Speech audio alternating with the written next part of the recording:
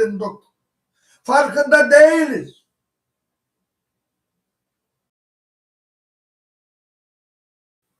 Merhaba değerli izleyicilerim.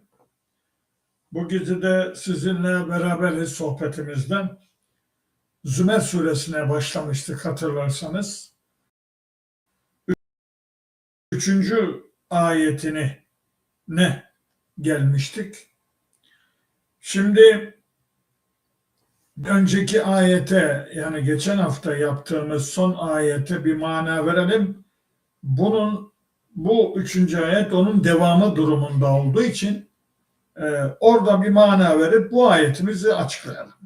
İnna enzelna ileykel kitabe, ya Muhammed bu kitabı sana indirdik bil hakkı, hak ile, yani bir hedef, bir amaç ile. Fa'budillâhe muhlisan lehu'd-din. Bu kitabın bir numaralı konusu dini Allah'a has kılarak kulluk yapmak, ona tapınmak demek istiyor Allahu Teala. Bunu geçen hafta anlattık hatırlarsanız.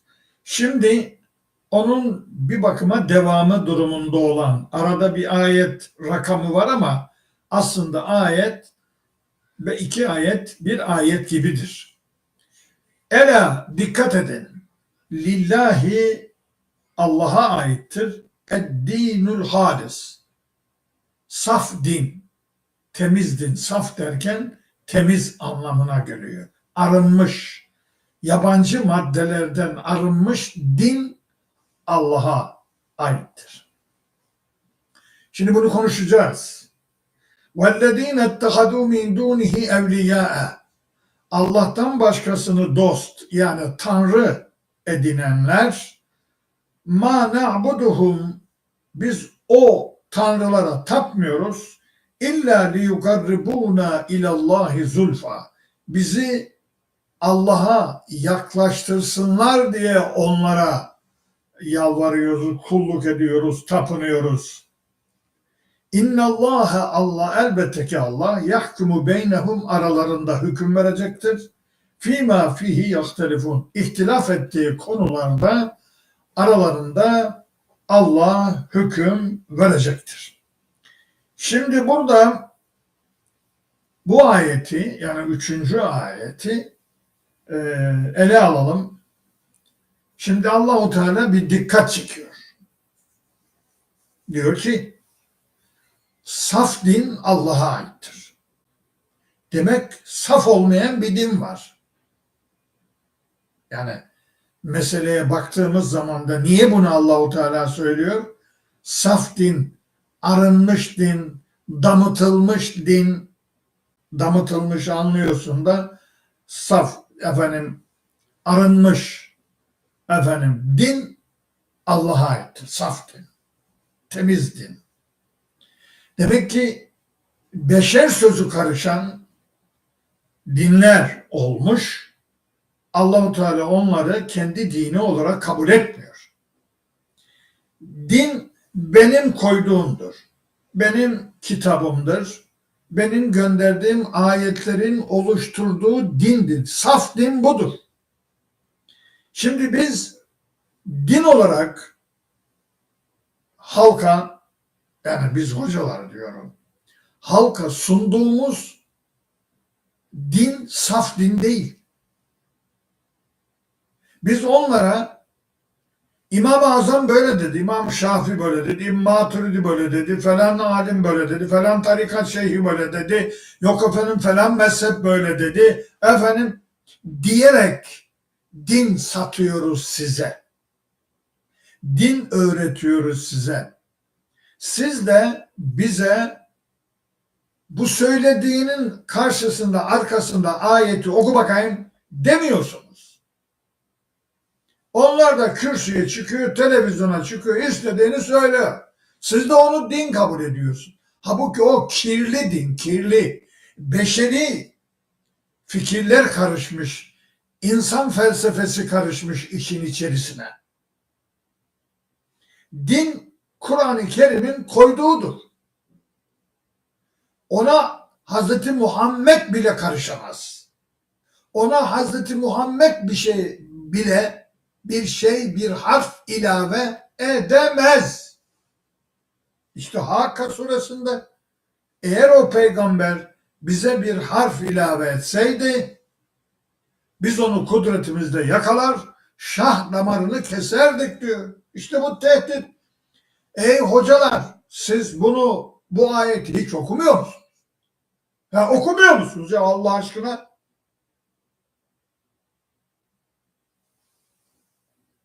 Gidelim İsra suresine.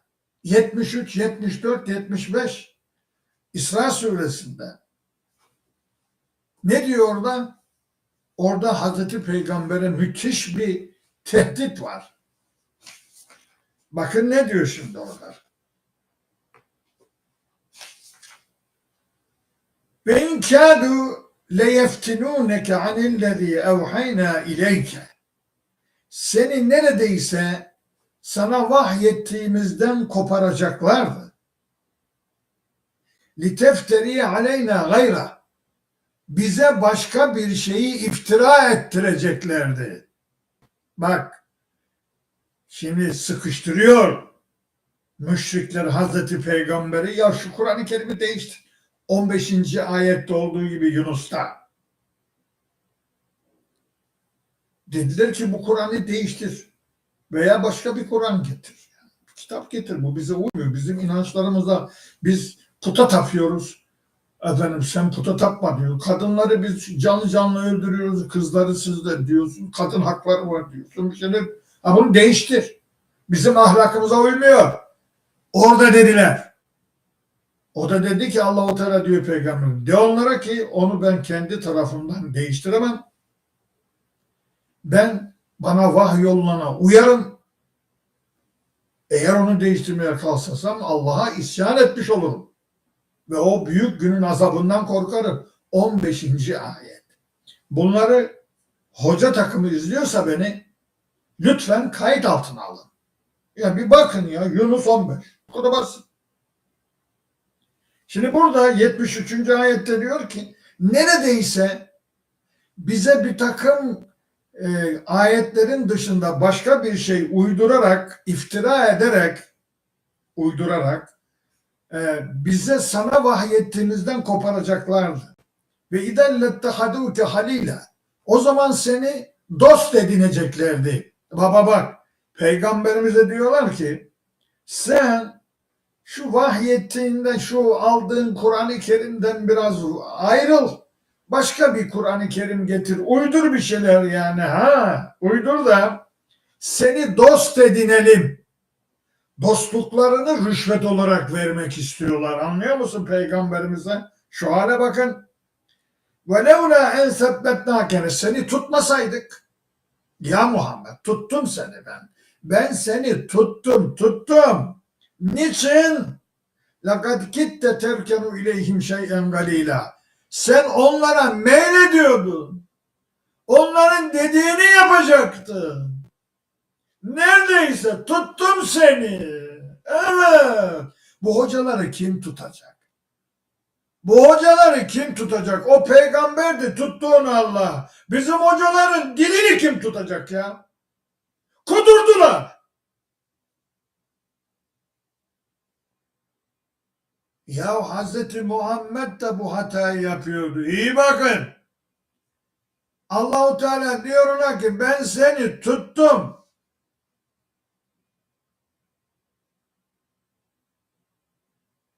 Yoksa sen onlara meylediyordun. Onların dediğini yerine getirecektin. Onların dostluğunu kazanmak için sen benim sana vahyettiğimden başka şeyler uyduracaktın.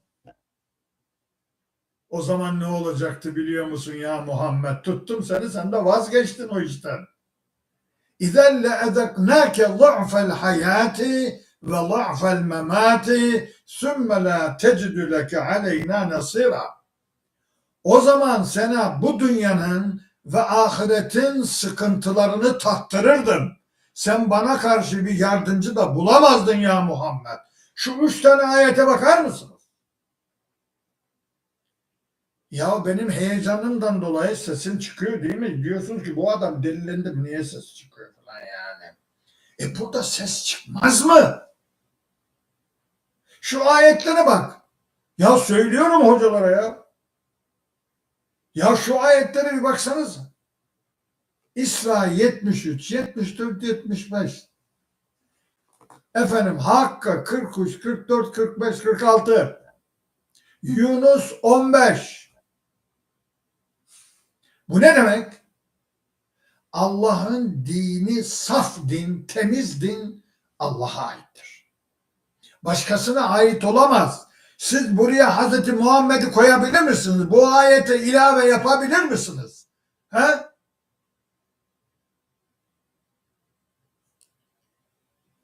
Şimdi bakın değerli hoca kardeşlerim, sizlere de söylüyorum. Siz böyle dinliyorsunuz. Hocalar konuşup gidiyor kardeşim. Adama sorduğunuz yok ki. Bu ayet var mı senin bu dediğin fetvada? Sorduğunuz yok. Onlar da kontrol altına olmadıkları için istediği şeyleri söylüyorlar. Dini mezheplere, tarikatlara, cemaatlara has kılıyorlar. Hiç farkında değilsiniz. İşte bu kitabın, şu kitabın, Kur'an'ın temel ilkesidir bu. Din Allah'a halis olmayınca yaptığımız ibadetler hiçbir şey yaramaz. Şirk yapıyoruz çünkü. Başka birini katıyoruz işin içerisine. Evet, biz dinimizi başka birine tahsis ediyoruz. Ona has kılıyoruz. Allah'ın yanına birilerini daha ilave ediyoruz. Oho, bizim tanrılarımız kaç? Mezheplerimiz, cemaatlerimiz, tarikatlarımız, alimlerimiz. Bunları hep katıyoruz. Dini bunlara tahsis ediyoruz. Ama diyor ki Allah-u Teala saf din bana aittir. Ya benim yanıma nasıl zikredersiniz onları? Böyle bir şey olabilir mi diyor Allah-u Teala. Yani üzüntümden gülüyorum ha. Yanlış anlamayın. Yani ne ızdıram çektiğimi biliyor musunuz siz şimdi? Bu Kur'an-ı Kerim'i bilme yolunda olan Bayraktar Hoca'nın neler çektiğini biliyor musunuz siz? Ben bunları okuyup da bu hocaların haline baktığım zaman neler çektiğimi biliyor musunuz?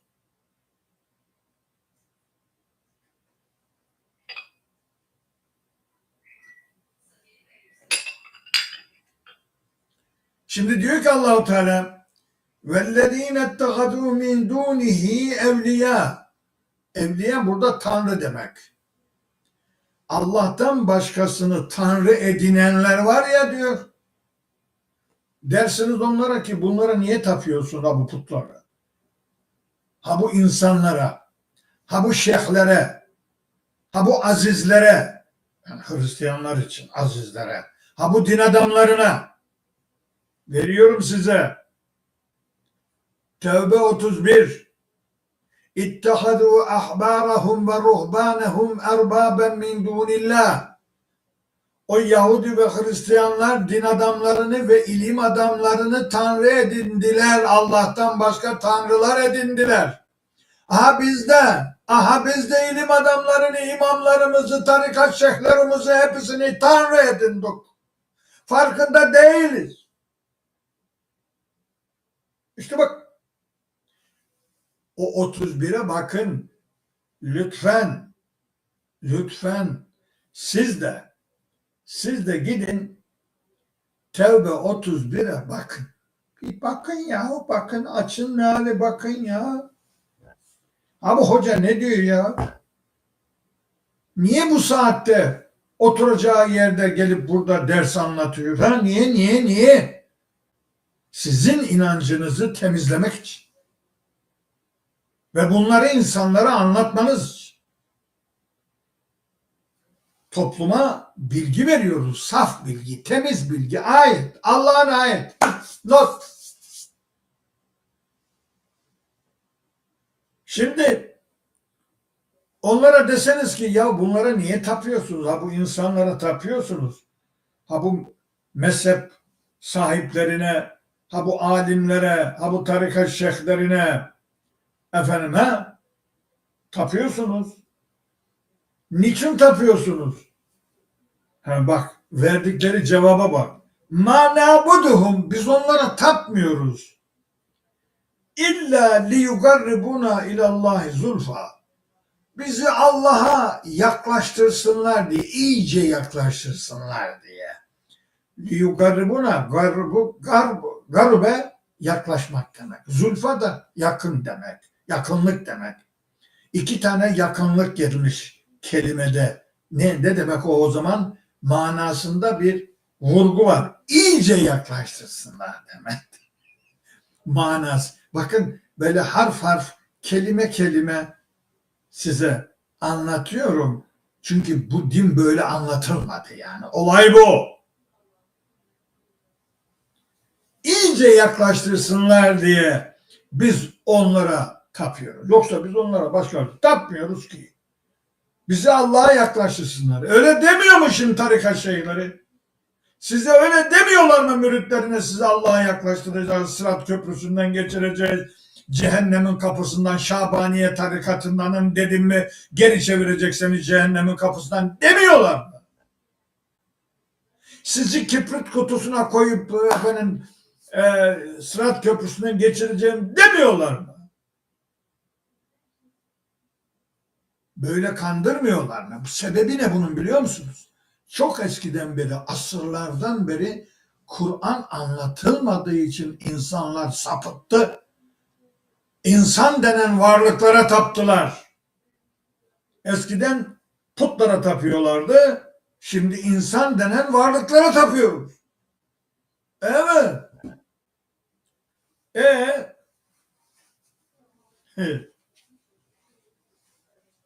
Şimdi Allahu Teala hükmünü veriyor. Diyor ki böyle konuşuyorlar değil mi? Hani bizi Allah'a yaklaştırsınlar diye efendim kendisi gidemiyor Allah'a da kendisi yaklaşamıyor da o onu getirecek, Allah'a yaklaştıracak. Böyle bir dünya var mı ya? Böyle bir dünya var mı ya? Sen kendi amelinle Allah'a yaklaşacaksın. Mukarrabundan olacaksın. Mukarrabun. Nerede geçer mukarrabun? Efendim Vaka suresinde geçer. Fe emma in kâne minel mugarrabîn. O ölen kimse diyor Allahu Teala mukarrabinden olabilir. Bana yakın olan, manen yakın olan. Allah bize yakındır şah damarımızdan da. Diyor ki bana manen yakın olan mukarrabun var. Bir numaralı adamdır bunlar bir numaralı adamlardır.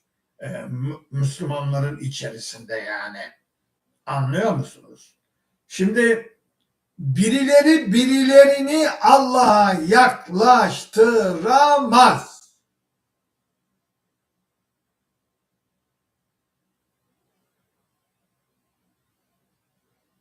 İnsan kendi amelleriyle yaklaşacak.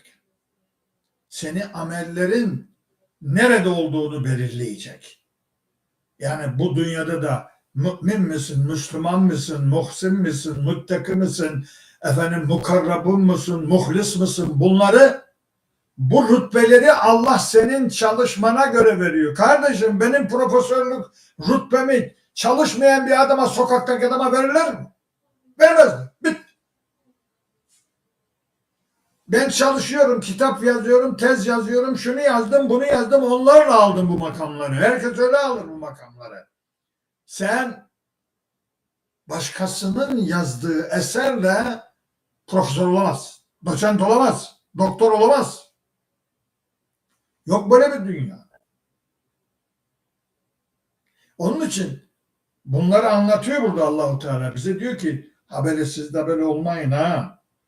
Ha bu müşrikler, Peygamberimizin zamanındaki müşrikler böyle dediler. Ha sen de müşrik olma ha. Birileri seni Allah'a yaklaştıramaz ha. Böyle bir inancı bırak ha. Bunu diyor yani. Bunun için anlatıyor bize bunu.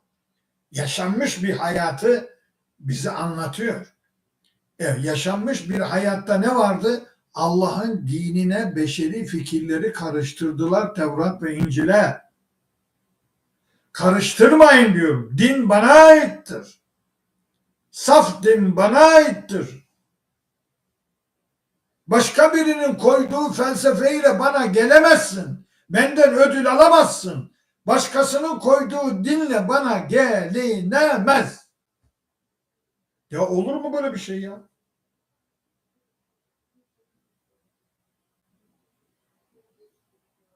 Şimdi bak ne diyor. İnna Allaha yahkumu beynehum.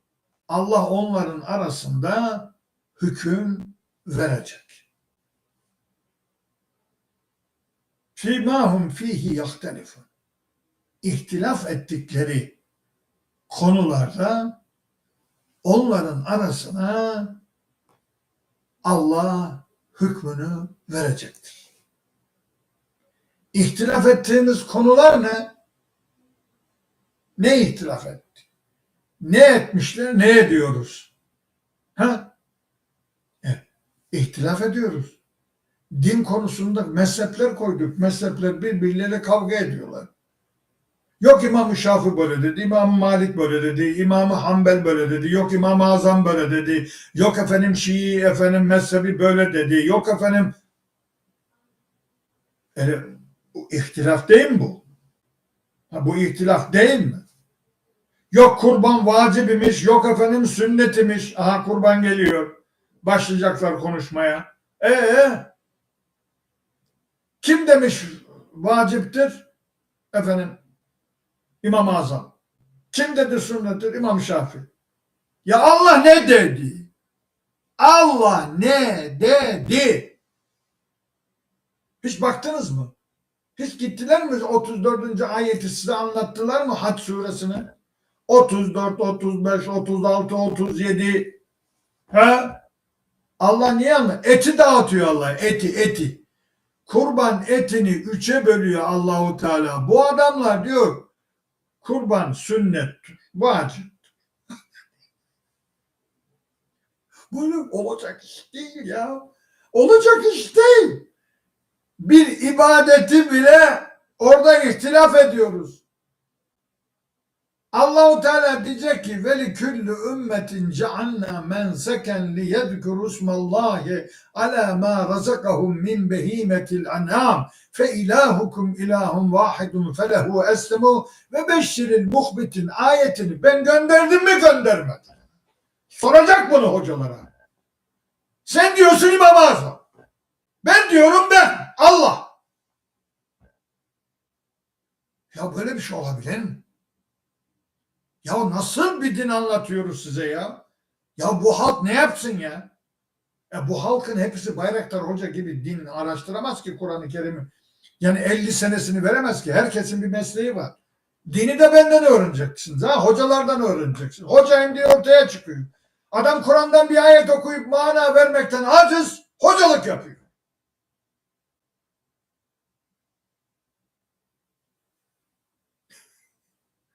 Ya şuna bak.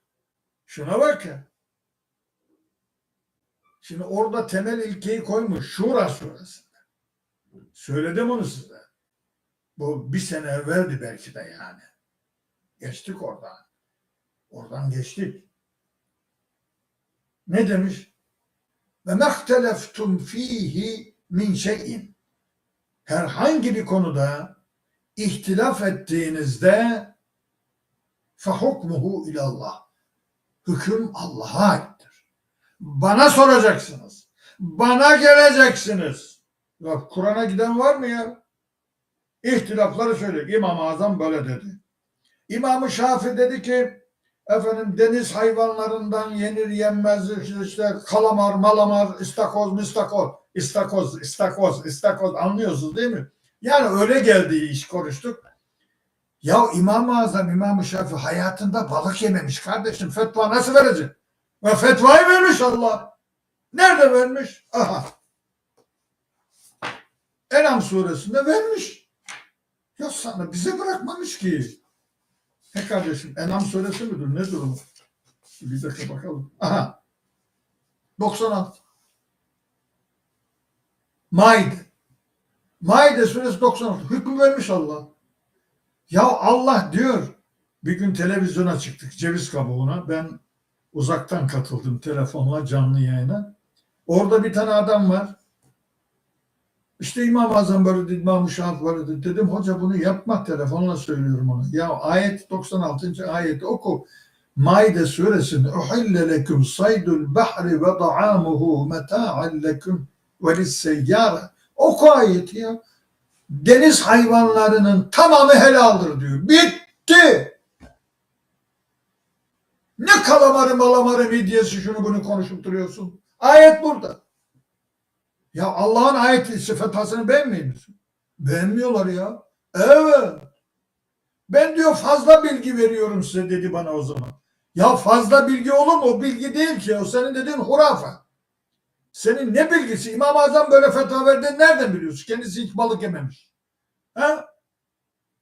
Şimdi bu böyle ihtilaflara düştüğünüz zaman diyor Allah bana soracaksın. Hüküm bana ait. Fehukmuhu, o konunun hükmü ilallah. Allah'a ait. Bit. Şimdi innallâhe, elbette ki Allah la yehdi, doğru yola götürmez. Men huve kâzibun keffâr, çok çok yalan söyleyen, çok çok inkar eden insanları doğru yola götürmez. İşte Allah bizi doğru yola götürmüyor, farkında mısınız? Farkında mısınız? Yalan söylüyor. Adam yalan fetva veriyor.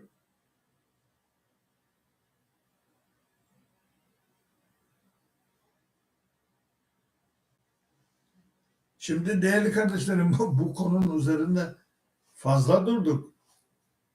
Yani neredeyse bu ayet bizim 25 dakikamızı aldı. Müsaade ederseniz biz öteki ayete geçmeyeyim de bu ayetle ilgili iki ayete gideyim. Şimdi bu dinleri konusuna ihtilafa düşen, dinlerini parçalayan, din hakkında ihtilaf etmek ne demek? Parçalamak demek. Doğramak demek. İşte 159 Enam. Orada diyor ki Allah-u Teala, dinlerini parçalayanlar, aman ya Rabbi, dinlerini parçalayanlar,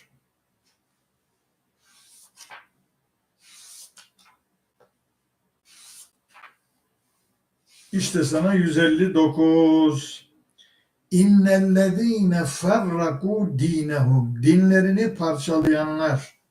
Ya Allah'ın dini parçalanır mı ya? Ya canavar gibi dini parçalıyoruz ya biz.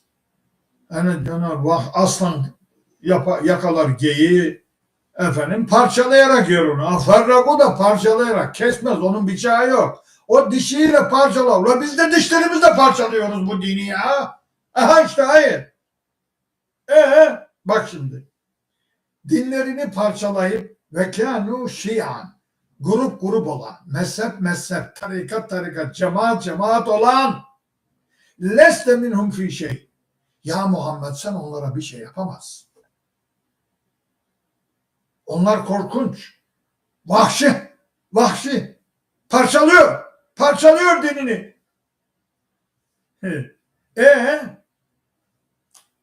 İnnemâ emruhum, onların işi ilallahi, Allah'a kaldı.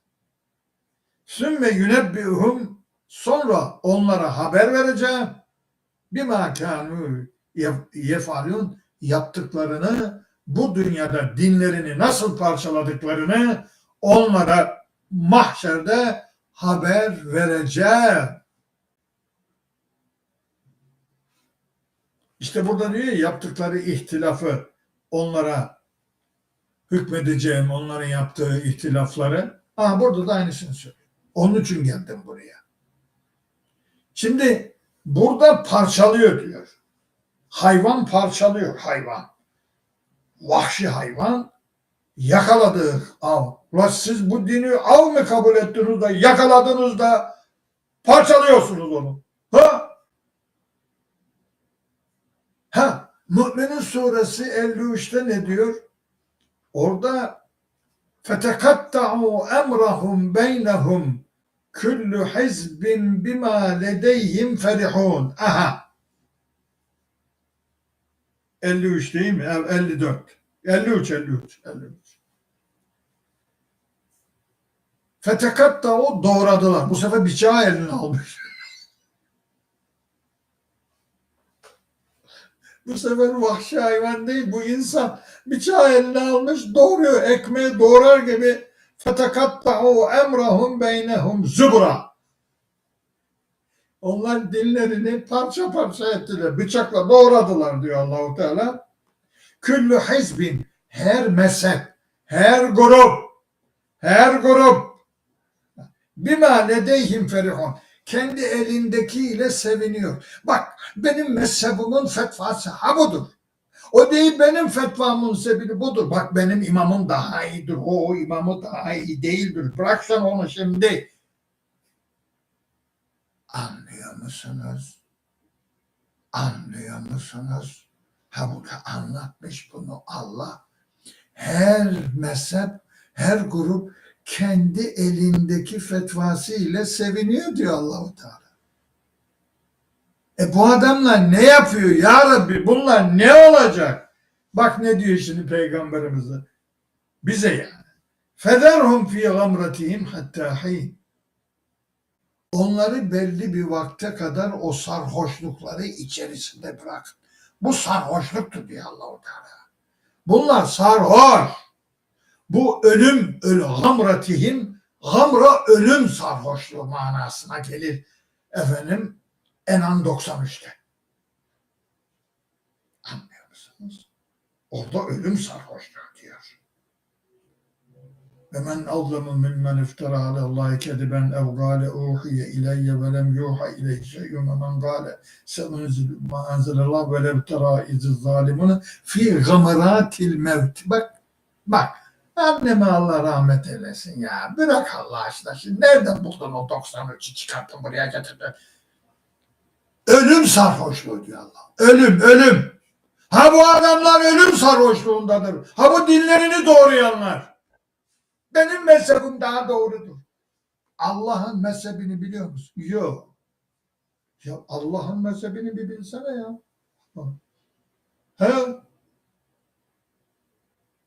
Şimdi değerli kardeşlerim, vakit doldu. Aşağıdaki ayete bir daha hafta bir ayet yapabildik. Ne yapalım yani? Öyle oluyor yani. Bir dahaki hafta inşallah 4. ayetten başlayacağız. Allah nasip ederse sağsak.